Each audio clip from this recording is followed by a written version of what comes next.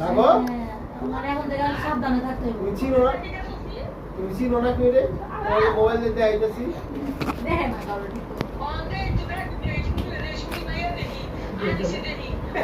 আমি শুনি না আমি নিছি ওই শুনি দে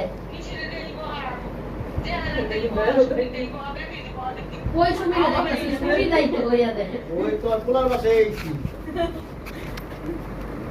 কথা সত্যি দাঁড়া দুইটা লয়ের মুখে একটা খা না দুইটা লইছি দিদির লগে বলে তোর ঝগড়া লাগছে কি রে এই আসো কথা বলতেছ না আপনি কি করতে ঝগড়া লাগছে ঠিক আছে তোর পোলাই কইলো কালকে এই দিদি ফোন দিয়া দুনিয়ার কথা বলো